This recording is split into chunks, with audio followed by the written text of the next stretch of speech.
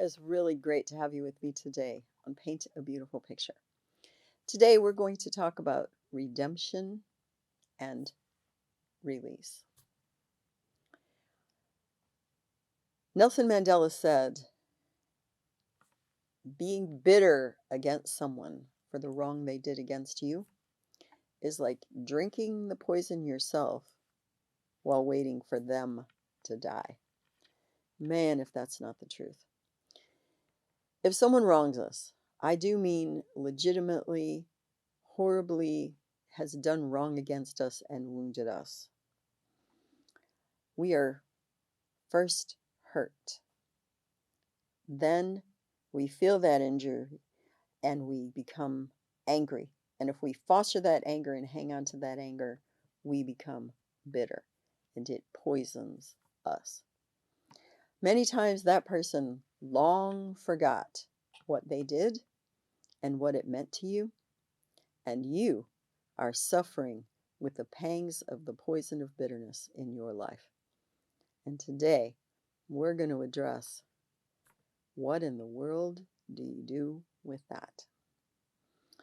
We're going to address two things. We're going to address forgiveness and we're going to address reconciliation.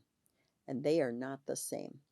And I have to tell you, many times in the last 4 or 5 years, within church settings, so people who call themselves Christian teachers, I have heard this poorly taught, and in some instances almost dangerously taught. And so I'm going to address it.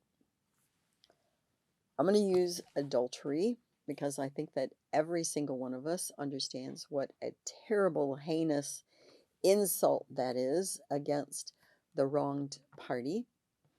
I mean, even if you're just interested in someone else, going out to all these business dinners and laughing on the phone, we all know even that is horrific. But if someone is literally involved in the physical sin of adultery with another person besides their own committed marital partner, every one of us gets this. That is just heinously wrong and very injurious to the person who suffers it. That's why I'm using this one. Forgiveness is when the person says to you, I have done you wrong, and I know it, and I'm sorry. Will you please forgive me? And you say, I forgive you. And you do. You really, truly do. So that is resolved. That step of forgiveness is for you. It frees you from the weight of that which was done against you. That's really what forgiveness is. It's not really for the other guy. It's really for you. But reconciliation, that's another subject altogether.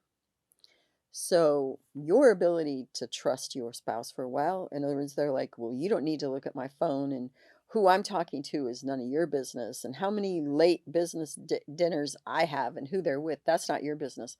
Oh, they're not sorry. They are not looking for reconciliation. They may not be justifying what they did before, but they're still looking for an avenue by which to continue to do it if they choose to do so, and telling you it's not any of your business, which frankly, it is. If you're still living together in a committed relationship, it absolutely 100% is your business. So that necessity for reconciliation rests on the person who did wrong. That means they need to demonstrate that they're going to act in a faithful and trustworthy manner. They need to take steps to reassure you this isn't happening now, it's not continuing on, and it isn't going to happen in the future. The process of restoration of that relationship, that rests with the person who did wrong. I've heard so many people in recent years say, oh, you just forgive and forget. Oh, I'm sorry, that's not even in the Word of God. Let's be truthful. You go back to the law, and when someone stole from another person, when someone wronged someone, they had to do the acts of reparation and restoration. That act of restoration is on the person who did the wrong. And we've gotten into this whole, oh, it's just no big deal. So we deny the pain we cause. We deny the damage we cause. We deny the disruption in the relationship and the trust and the confidence and the commitment and the security. We deny all of that when we act like, oh, you just forgive them and move on. No, you do not. There is the necessity of restoration, and that restoration lies with the person who did wrong. Okay, let's put this into context with our children, since we're talking about within the family. So, say you have a 14-year-old and he's been doing drugs for a couple of years. So, he's been stealing money out of your wallet on a regular basis, and he's been in trouble with the law, and he gets straight. He really realizes this was pathetic. Like, I am not going to do this anymore. Mom and Dad, I'm so sorry. I know this was wrong. I don't know what I was thinking. I realize it's been self destructive, it's been very damaging to our family. Please forgive me. And you genuinely extend forgiveness. I want you to know that when you extend forgiveness, it doesn't mean the hurt stops immediately. It really doesn't. The consequences continue, the pain does too. It doesn't mean your mistrust stops immediately. Oh my word, they've been stealing hundreds of bucks from you for a couple years in a row. You're not going to suddenly just think that they're going to stop because they said they were sorry and you gave them forgiveness. I want you to have a realistic picture of this. Reconciliation, the bringing back together of the closeness of that relationship, that rests with the person who did wrong. Your teenager is going to have to get a job, stop stealing from your wallet.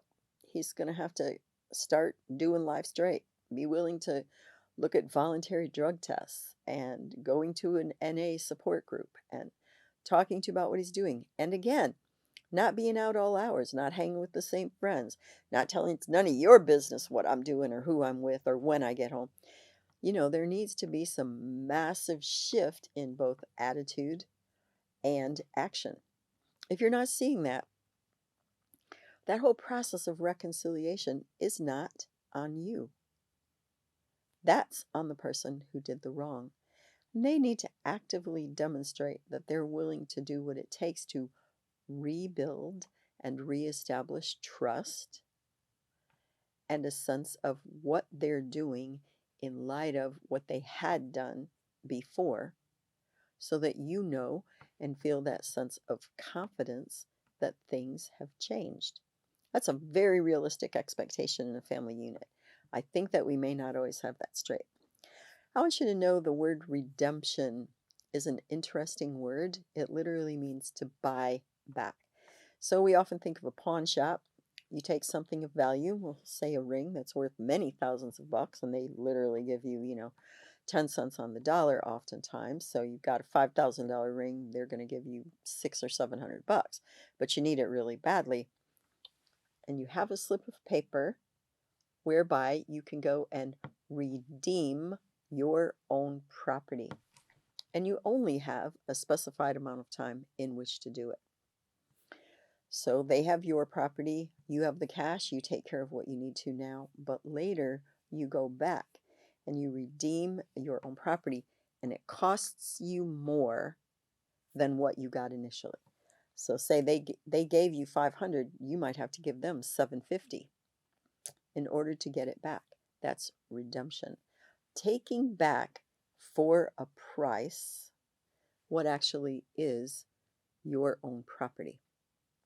In redemption within a family, the right to exist within that family peaceably and with a place and being welcomed and with great respect and honor, when one has laid that down for a price, whether it's a piece of action or the opportunity to waste portions of your life getting high or ripping other people off, or in whatever way you sold a part of what you had for lesser value, and you wake up and go, oh, I need to get this back. That redemption is possible, but there is a price. I want us to have that really straight in our mind, because I think the world is mixed up about this today. Truthfully, I even think the church is kind of mixed up about this. Redemption is buying it back at a cost. You were willing to pay the price to be stupid. You certainly need to be willing to pay the price for restoration. We need to get this, and we need to help our children understand this.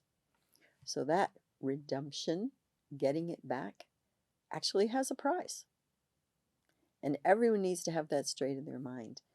After 6 months, and you've been faithful and you've been following through and you haven't gone out and gotten high and you haven't been running around with those friends and you haven't ripped anybody off, yeah, I'm actually probably going to trust you.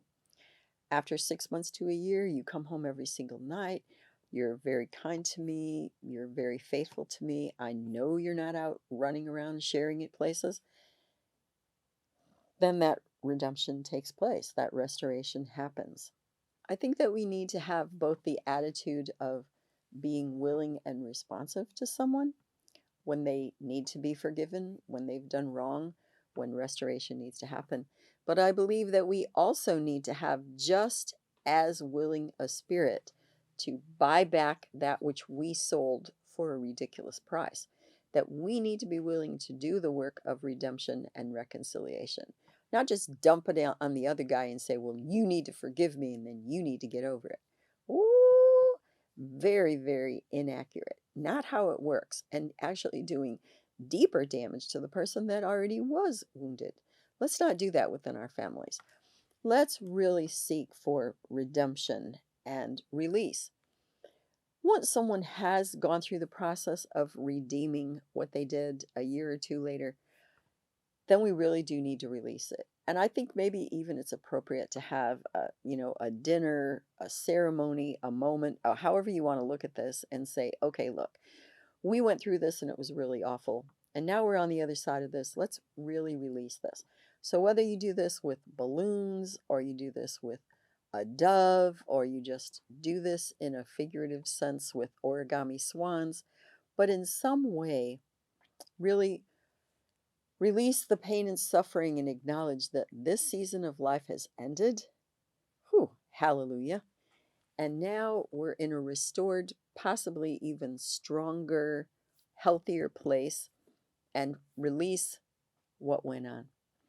I think oftentimes when I see people and they haven't been able to release, it's because there was no reconciliation or restoration. In other words, all of it got dumped on them. Well, you didn't really forgive me, and you didn't really, and you, I know, but what did you do? Well, I didn't need to do anything. I think that's where that inability to release things often comes from.